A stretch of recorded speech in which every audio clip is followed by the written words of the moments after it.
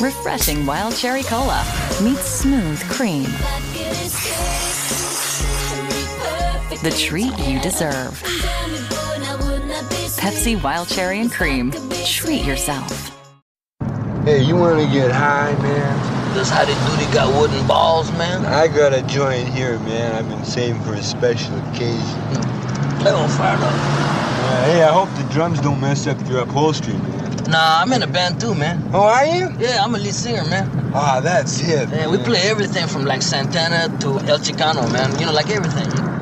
Hey, I'm just a love machine, and I don't work for nobody but you. I'm just a love machine, and I don't work for nobody but you. Well, when my temperature rise, and then I go for her thighs, and then I say guacamole in my juice, guacamole in my juice.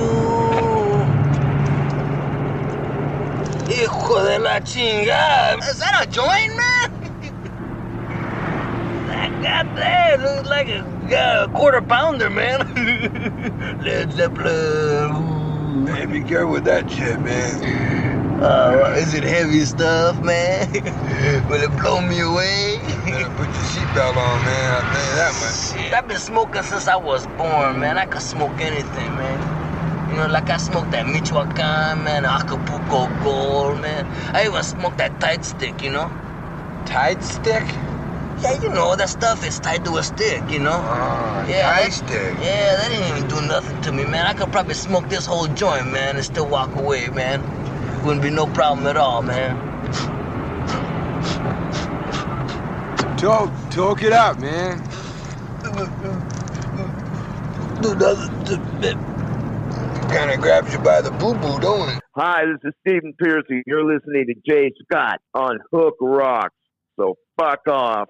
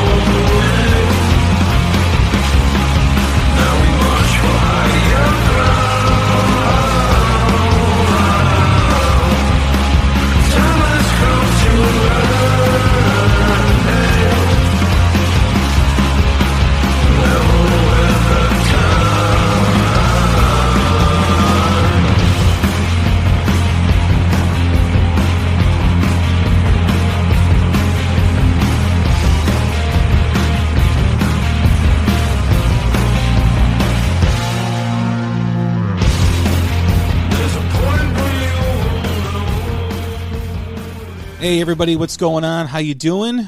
It is another episode of the Hook Rocks, the Ultimate Rock Community Podcast. Hope you're doing well. Hope you are staying safe and staying healthy. Things seem to be getting better. But hopefully, fingers crossed, they continue, and the numbers for COVID, will soon be very minimal, where we can get back to normal and get back to doing what we want to do, which is go out and about, be amongst people, go to sporting events, rock concerts, family parties, get-togethers, barbecues, whatever it is. Hopefully, it's going to be happening soon.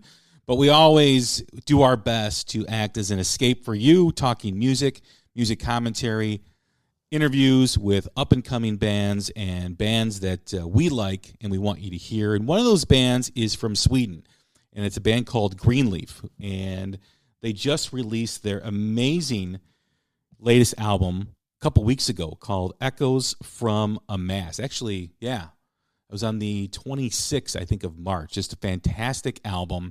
Love it. And we have Tommi Holappa from the band to join us on the Hook Rocks. What's going on, man? How are you? Hey, I'm good. How are you? I'm doing well, man. Thank you very much for doing this. I look forward to kind of getting to know you here over the next, 45 minutes, and excited about this interview, excited about the album, and thanks again for doing the show. No problem. We always start the same way every time we have a new guest, and it is basically what the show is all about, and that is just like every rock song has a hook that sucks you in, every rock fan has a moment, whether it's a song, an album, a band, or performance that hooked you on rock and roll. What was it for you? For me, it all started with Kiss.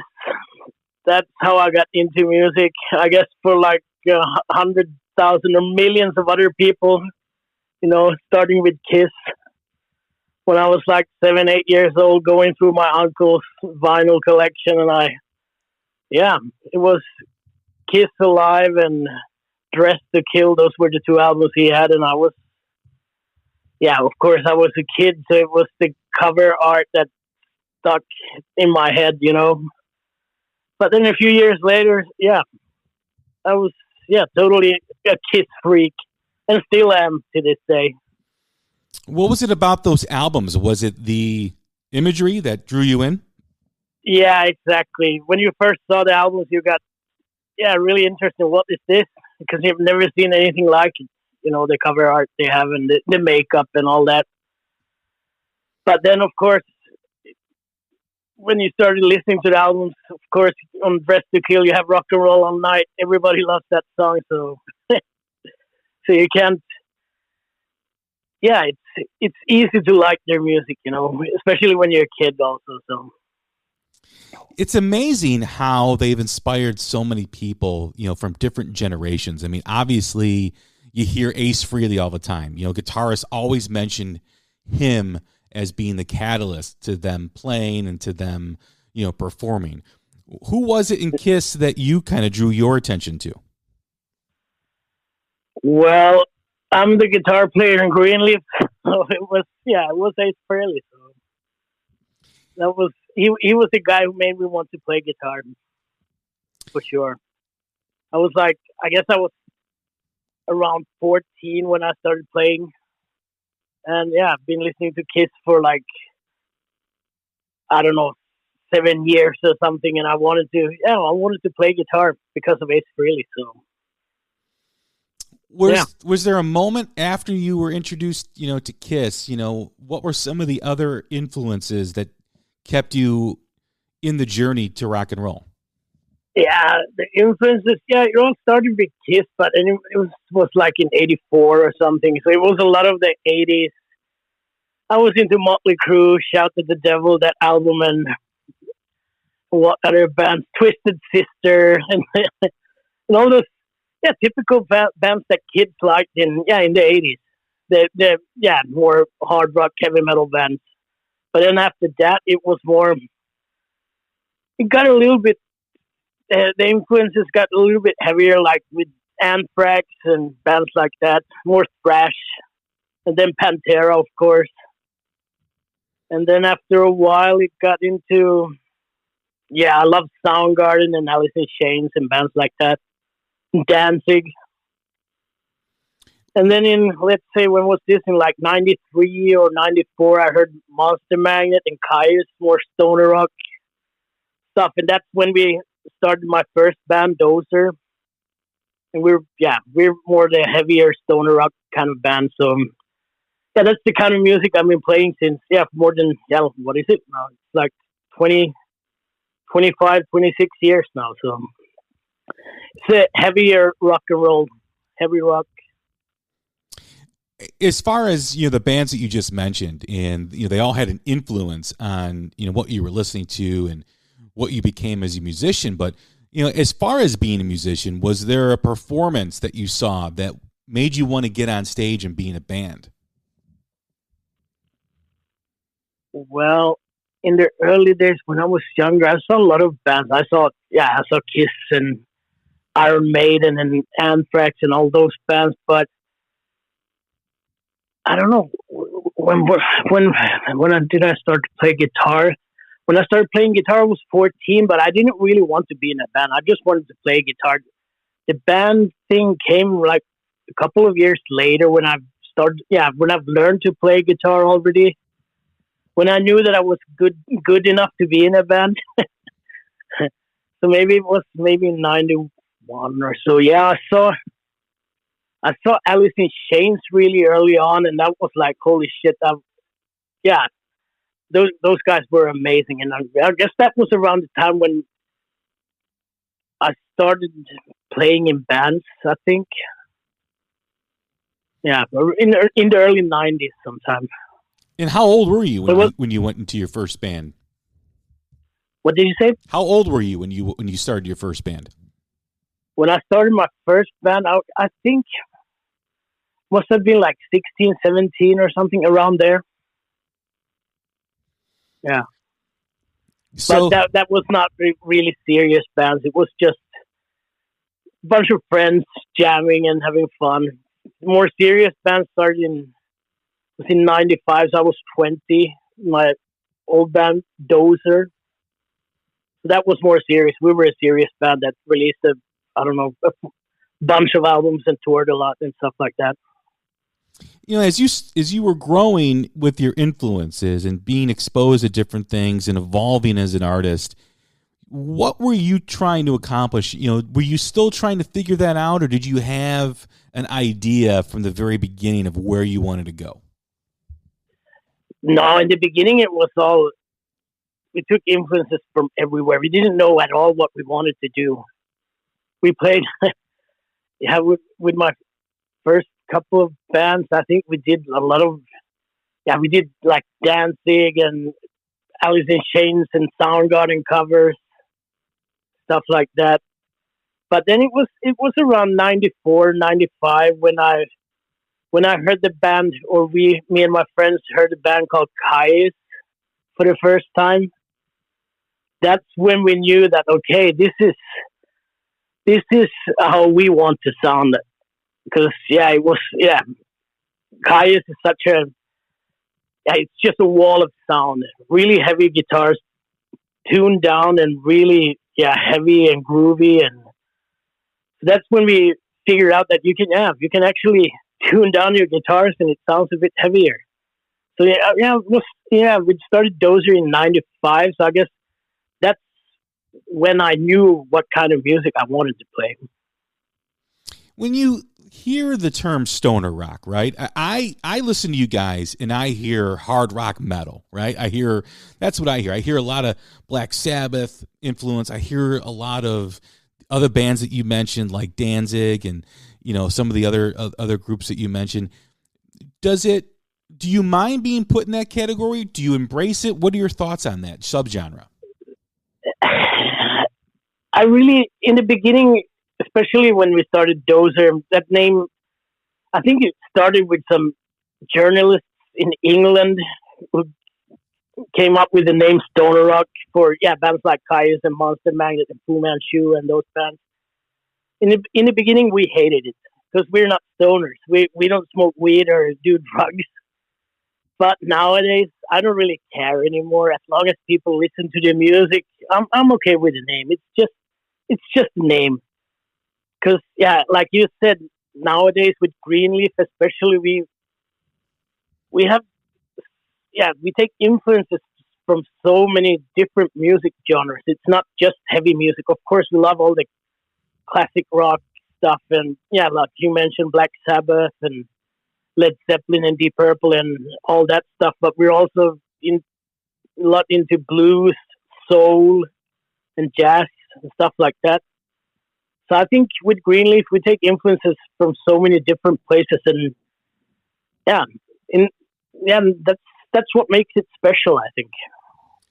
And you can really hear that growth in the band on this album. I mean, when I first listened to it, I was a big fan of, your last album that you did. And, I was really excited when you guys were doing this new album. But I think this album is a lot different in many ways. There's a lot more blues influence on the album that maybe wasn't there before. What are your thoughts on that? Yeah, I agree. I think this album, usually when we start writing an album, we don't have a plan. We just write songs, and what comes out.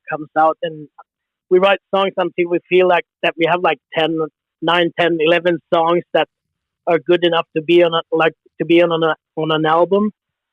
And this time everything was a little bit different because, before the pandemic hit us, we had like 8 songs or something ready for the next album, but then 4 or 5 of those made it to the album. And during the pandemic, everything changed for us because Hans, our bass player, lives in Germany. So it was difficult for him to come here and rehearse and write songs with us. So we worked in a totally different way this time. Me and our drummer, Sebastian, we met up at the rehearsal room, worked on song ideas, worked on riffs and whatever, and recorded them on our phones and just emailed them over to Arvid, our singer, and Hans. And they would come with their input and then send back to us. And then we, continue working sending emails back and forth to each other. And then, that's the way. I think that's also a big part of why it sounds a bit different, why the songs are a bit different as well compared to the previous album. And also, the album is a little bit darker. Lyrically, it's definitely darker because Arvid, our singer, he writes all the lyrics, and he had a pretty rough year last year because, he got divorced and the pandemic and everything. So all the lyrics are about, all the feelings of whatever he was going through at the time, all the, depression and loneliness and anger and whatever.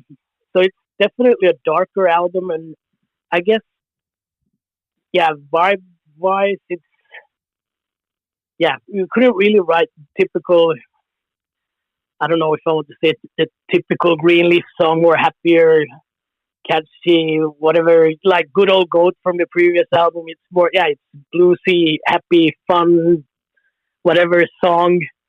Because, Arvid wasn't really in the mood to sing any, he was really depressed. So all the lyrics were a bit gloomy, and so the vibe on the album is a little bit darker, like I said. Yeah. Well, your writing and your playing is affected by what you're doing in your surroundings. And, I've talked with many artists that have been on this show, and, the artists that have recorded music during the pandemic, it's always interesting to hear their perspective and how they managed to be creative during uncertain times and during things that were happening that have never happened before. What were your experiences? I mean, you mentioned the album does take on a bit of a darker tone. Was that to be expected with everything going on? Did you guys resist that and try to, get back to where, some of your music was from before? Or did you, move forward with, hey, this is kind of where we're at in our state of mind as a band. Let's pursue this. It was like that. Because, like I said, we had like 8 songs before the pandemic hit us, and 3 or 4 of those didn't make the album because the vibe was wrong. Because when the pandemic hit, the vibe changed a little bit. Also because of the Arvid's divorce. So of course, it has the divorce and the pandemic hit us. Changed the vibe a bit for that whole album.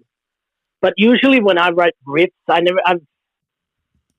just sit down and play my guitar, and I try to just disconnect the world and whatever is going on. But then when the vocals come on top of that, the mood can change a bit for sure. So, like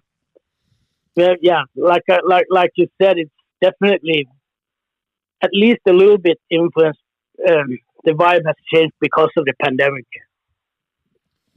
Coming off the 2018 album, Hear the Rivers, you go into the studio, you start creating under a pandemic.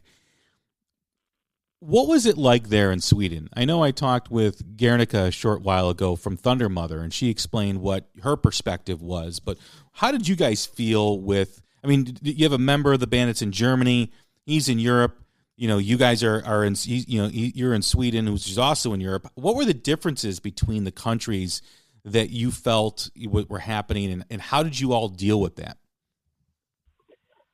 In Sweden, we have been free to do pretty much whatever we want during the pandemic, because we haven't had, like in Germany, for example, Hans couldn't come here because they had their lockdowns and all that. But here you can pretty much do whatever you want, and we could rehearse whenever we wanted and blah and so on. But yeah, we only have like recommendations, They recommend people to, of course, keep your distance and wash your hands and all that stuff. But, and then, restaurants, and supermarkets, there's like limits to how many people can be inside a supermarket and so on. But other than that, we're free to do whatever we want. So, for us, it was a bit easier than for Hans, because we could meet up at the rehearsal room and work on songs. And I don't know. Okay, it's good. In one way, it was good that it was like this, because otherwise, I don't think we would have been ready with the album on time, and then it wouldn't have been released now. On the 26th of March. But on the other hand, Sweden is such a small country. We have more than 13,000 dead at the moment, and 10 million people live here.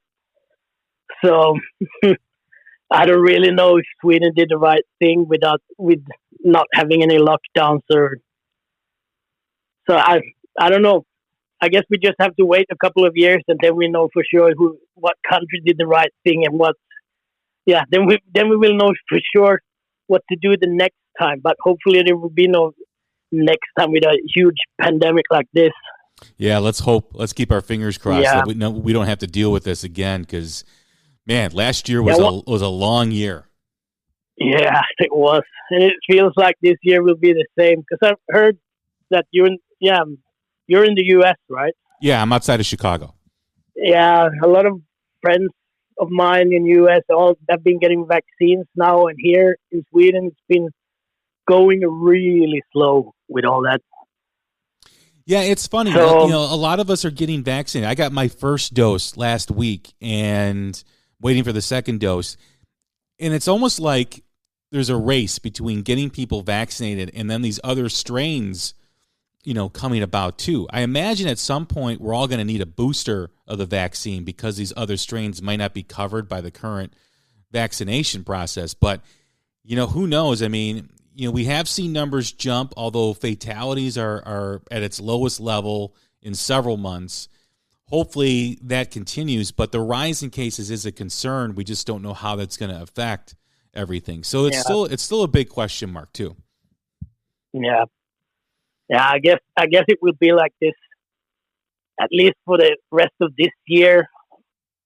I think before we know anything for sure how everything is working with the vaccines and all that.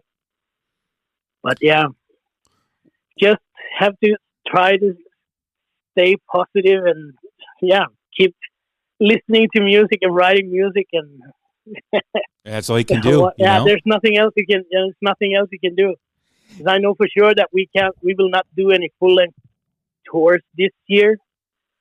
We are hoping to do at least a few smaller festivals. All the big festivals have been canceled in Europe, but I hope some of the smaller ones, maybe after the summer, in the fall, maybe some weekend shows or something. But that's all just, no one knows for sure yet, because like I said, the vaccinations here in Europe it's been going slowly, really slow.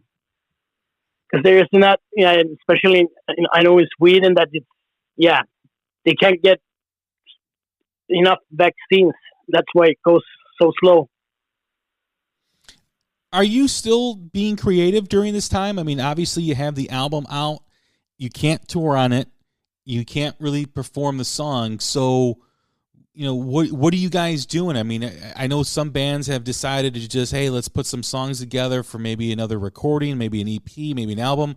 What are you guys doing during this time?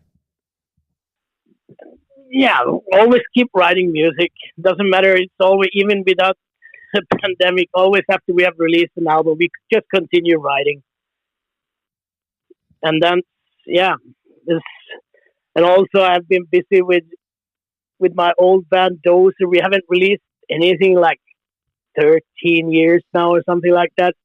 We have started working on an album with Dozer also, and also working on some new Greenleaf ideas. So just keep working, writing music, and and try to stay positive that we can do some live shows. What is it like? What is it like having music be an escape for you during this time? I mean, people choose different things to kind of object, or be the object of their attention while they're going through this. People choose to write and record music and play music. Other people do whatever it is that they fancy. What about you? I mean, is it tough being creative when you're wondering what's going to happen? I mean, I know Sweden is pretty much open to doing whatever you want to do, but are you still being conservative with maybe I don't want to go in a big crowd of people. Maybe I don't want to do that. What's your perspective on that? Yeah, I kind of feel a little bit. Of course, we have had a whole bunch of festival shows booked for this year, for the summer here. But, okay, most of them have been canceled already. But there's a few still left that haven't been canceled. And I think we feel a little bit worried about that as well. Maybe, I don't know. I don't even know if we're allowed to travel to, for example, Germany or something. I'm not sure yet. So, but yeah, like you said, of course, it would feel a lot better if we all got our vaccines and we could just go on without worrying about it. So, of course, I'm a bit nervous about traveling before I get my vaccine. But yeah, if we have a show that is booked, of course we have to do it if we're allowed to.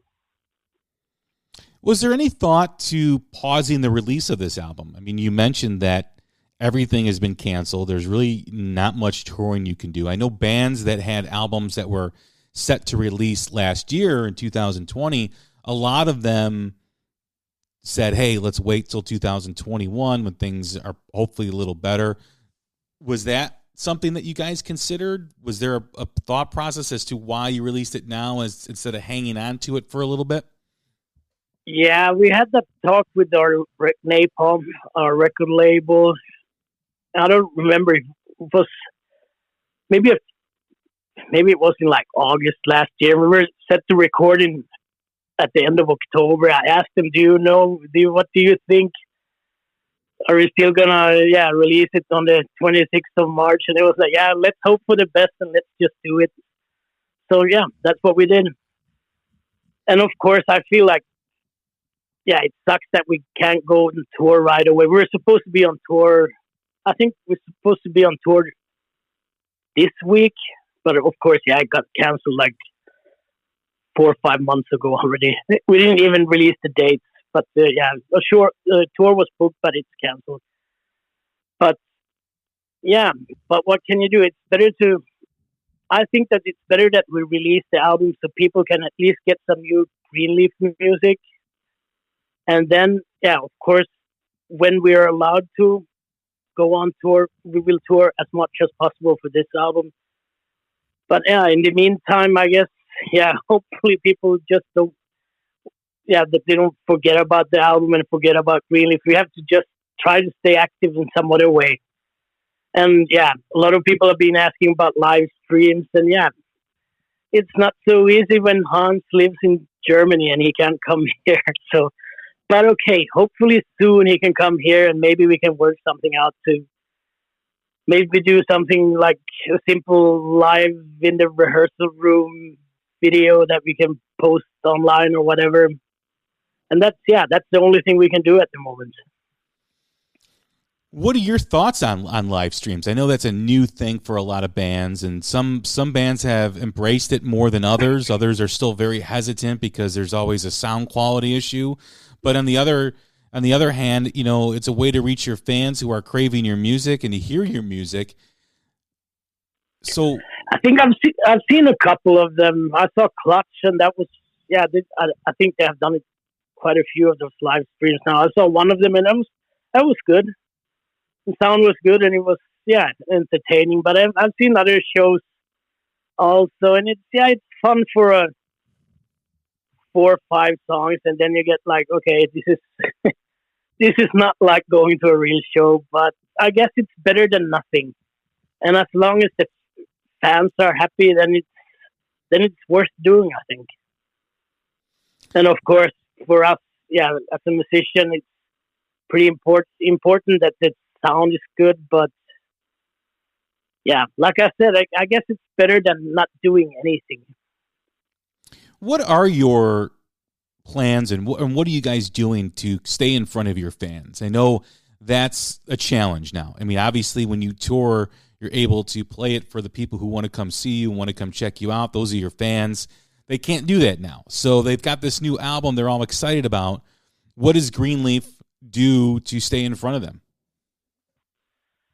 I think the only thing we can do is just try to come up with fun stuff to post on YouTube and Facebook and Instagram or whatever.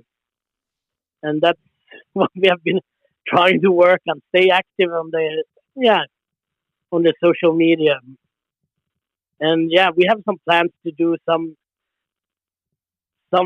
or at least I have been planning some things that I will run through the other guys soon. But maybe we can post some. If Hans can't come here, maybe we can do like a simple, short acoustic thing with just me and Arvid or something like that. But I have to talk to Arvid first and let's see if he thinks it's a good idea. But I think it would be cool to do like 1 or 2 songs, acoustic versions of maybe 1 or 2 from Echoes from a Mass. When you are, putting all this together and trying to figure out ways, I mean, the avenue of social media is so important, especially now, because, people are not doing much. They are kind of, for the most part, still being conservative in where they go and what they do and how often they go out.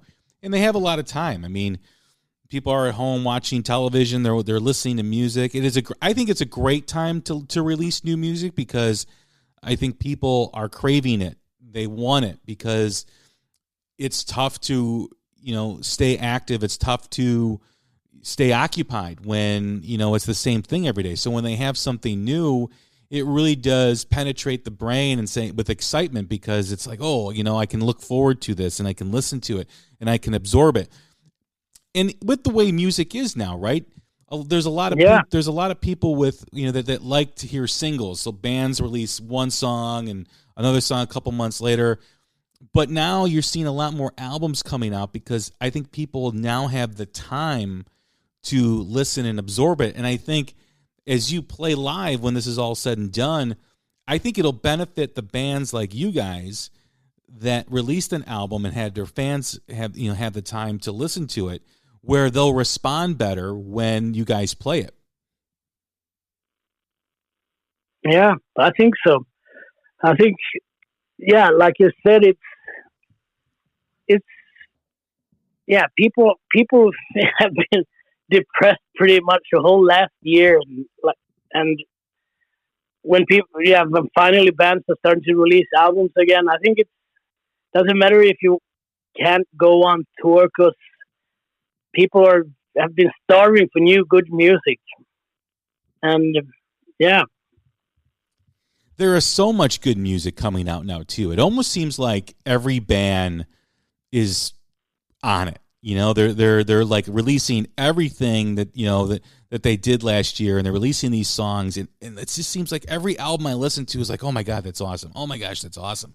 You know, when I listened to your album, I was blown away by it. I mean, I didn't really know what to expect from the follow-up from 2018, and man, I just adored the whole record, and it's so great to hear so much great music. And once this is over, all the music that's going to be played live and the people that are going to go see it, it's going to be an exciting time for rock music. Yeah, definitely. And I guess it's because, when I guess all the musicians had so much time last year to write music, they could put in the extra time into writing the best songs that you ever could do, you know. I guess that's why all the albums are good that comes out now, because you had all the extra time when all the tours and shows have been canceled.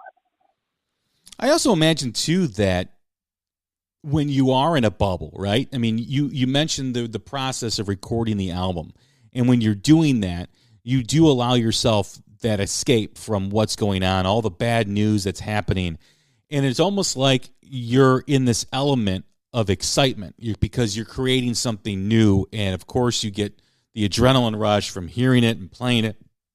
So when that happens, it's, you know, especially during these times, it's very unique to maybe recording another album at another time, because it doesn't have that escape feeling to it. Doesn't, like, you're literally, when you close the door to a studio and you're creating music, you're basically shutting out the rest of the world. You're tuning it out. You're saying, I'm going to go create music.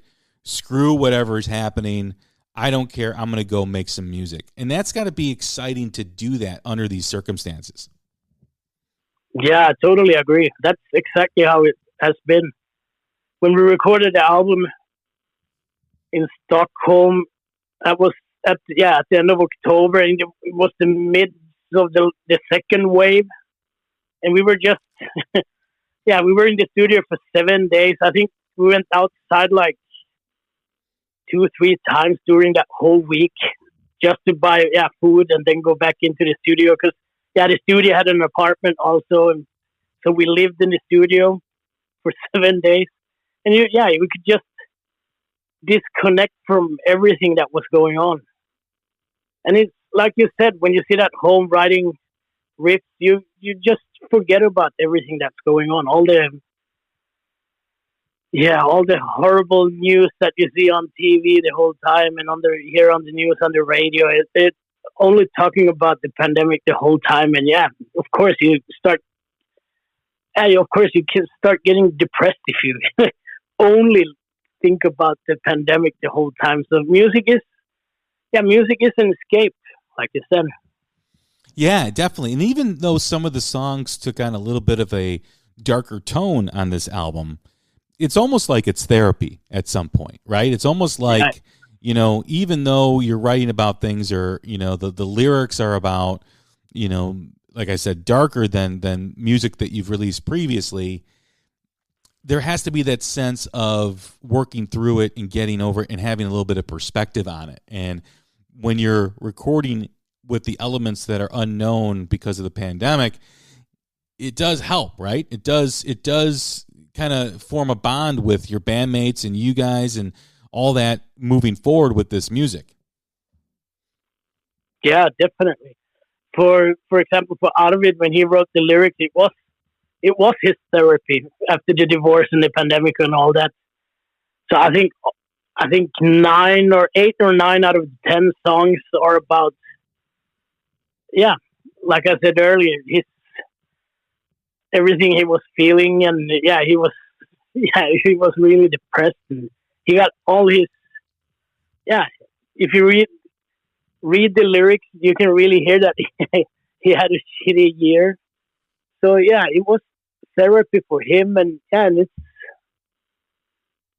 same for us. When we met up in the rehearsal room, you forget about the outside world for like 3 hours, and when you finally come up with a riff for a song that makes when you're playing and you just look at each other and smile, then you have forgotten about everything that's going on. You're just in there in that moment. And so it's definitely, playing music is definitely therapy. When we talked earlier in the conversation, we talked about the blues influence that is really prevalent on this album. Was that something that you meant to be, or did that just come out as you were playing the music? It just comes up. The blues, with Greenleaf, we have been influenced by the blues since the beginning, but maybe it's a little bit more in the new one. But we all listen to all old blues, like name some bands like Howling Wolf and Buddy Guy, and bands like that. And of course, like the British Invasion, the little bit heavy rock blues that they came up with. That's what in the early days, that was what Greenleaf wanted to be, like classic rock and blues band. So it started already when we started a band, like in 99 or 2000. But then we kind of, every album we have done, we have changed a little bit, and there's influences from there or wherever the influences come from. And for this album, we didn't really plan. Like I said earlier, we just go in and write music, and then after a while, you start finding like a theme. You start feeling where the album is going, and then you continue writing in that direction a little bit. And then finally, when you have, for this album, I think we had like 14, 15 song ideas, but 10 made the album. So the blues, it has always been there, but maybe it's there a little bit more on this one compared to Hear the Rivers. As far as, the band goes, I mean, you're always trying to evolve, right? You're always trying to do something different and be different as a musician. You have to do that, right? I mean, that's why you play music, is to have that, that constant trying new things and going a different path and trying to sound a little bit different. I imagine recording the same record over and over again can be quite boring if you were to do that. And, to go in and maybe add this blues element that maybe wasn't as prevalent on albums before was good for you guys too as well, to be excited about the new music. Another reason to be excited for the new music, and also just to kind of expand your sound into, to your audience. Yeah, I agree. Because every album we do, we try to keep it fresh, especially for us. Not to write the same song or same kind of riffs or whatever over and over again. And of course, it's not like we're going to do a full-on jazz album, the next album, but we're growing. We're growing a little bit for each album in some direction and bringing in new influences, but still keeping it Greenleaf, so people still can recognize us, but still always have something that feels fresh. Some old fans will not like it, but some, whatever. In the end, I think we're making music to make ourselves happy first of all, because that's why I'm playing music, I guess, to get that. When you write a song and you play it together the first time in the rehearsal room and everything is just perfect, you get a real adrenaline rush from it. You get high. You get high without using drugs, and I guess that's what you do, and it gets you. How should I explain this?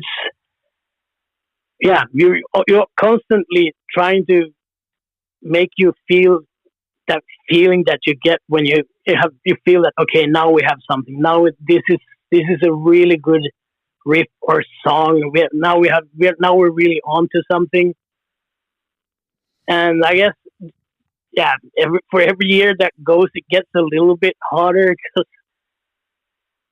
because we have done 8 albums now, but it's never really, like I said, we are growing, so we get influences from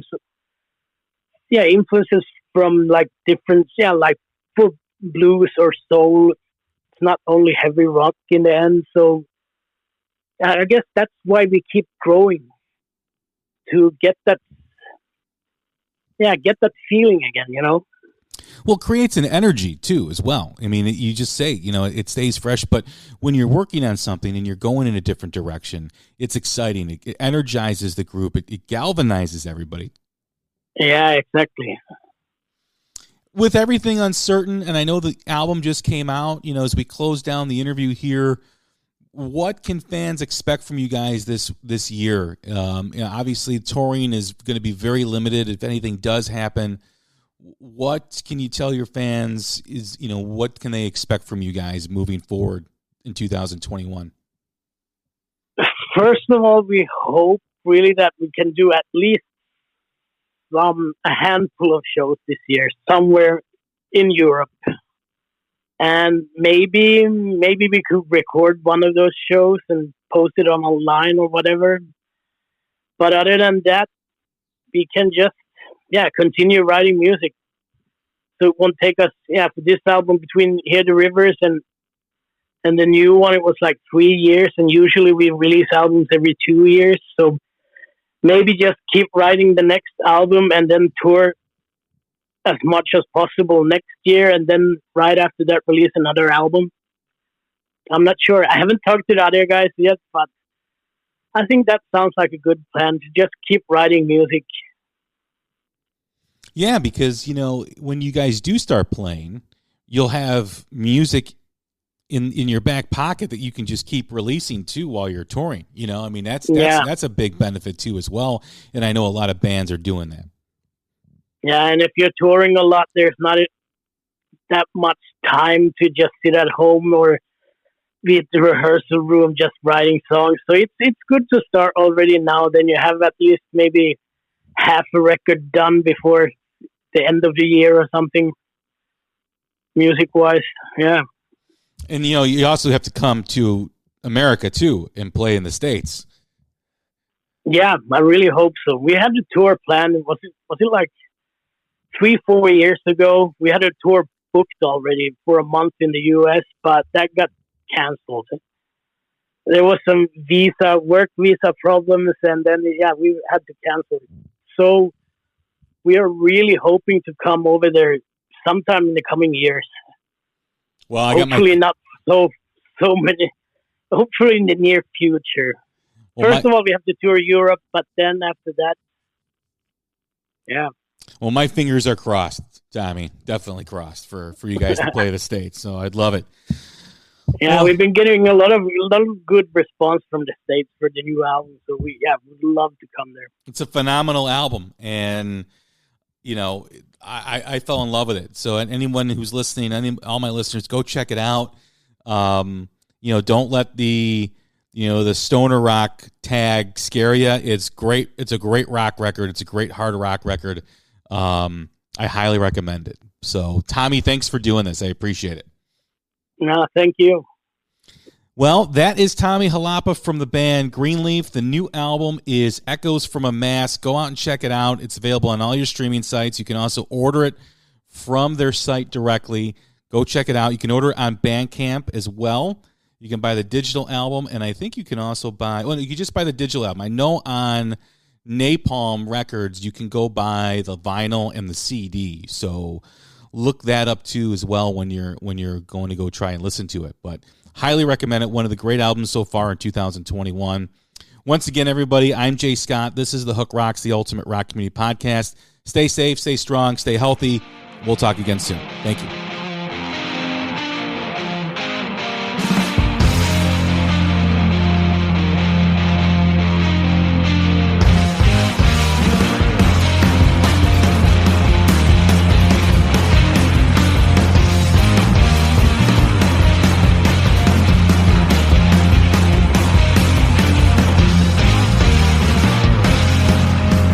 Carried us up the water, carried us up the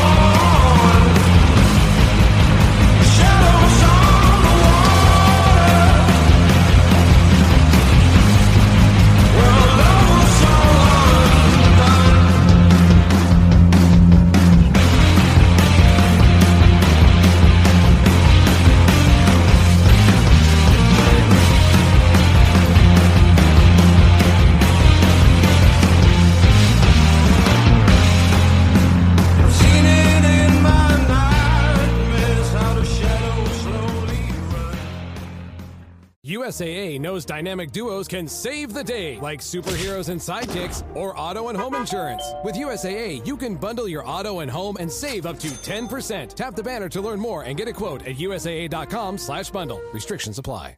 President Barack Obama. Virginia, we are counting on you. Republicans want to steal enough seats in Congress to rig the next election and wield unchecked power for 2 more years. But you can stop them by voting yes by April 21st. Help put our elections back on a level playing field and let voters decide, not politicians. Vote yes by April 21st. Paid for by Virginians for Fair Elections.